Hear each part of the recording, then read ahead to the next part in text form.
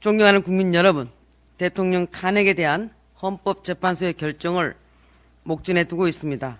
탄핵 찬반을 두고 국민이 첨예하게 대립된 이 상황이 매우 걱정스럽습니다.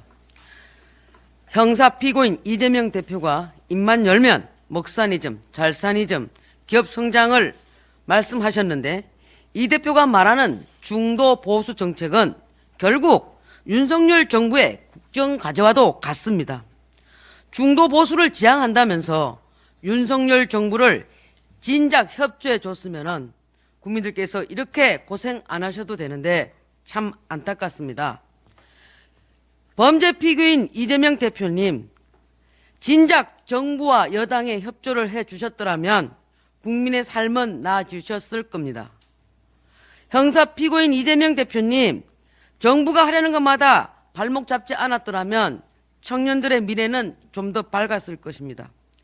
왜 도와주지는 못할 망정 정부 추진 과제들을 박살냈습니까? 왜 그랬습니까? 본인의 8개 사건, 12개 혐의, 5개 재판으로 감옥 가기가 매우 두려워서 그랬지요.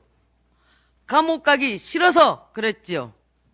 아니면 이참에 깽판 지고 대통령 되어보려고 그랬나요? 이제는 대통령이 다 된 양 헌법 84조를 자가동력 다수설로 둔갑시켜 대통령 되면 재판이 중지된다는 둥 김칫국을 팍팍 마시고 계시는데 당신은 자격이 없습니다. 왜? 범죄 피고인이니까요. 헌법재판소 재판관님들 잘 들어보세요. 이 대표와 민주당은 오히려 첫째, 29번의 탄핵, 23번의 특검, 38개의 일방적인 법률안 의결로 정부와 여당의 정책 추진을 무산시키려 했습니다. 이것이 내란 아닙니까?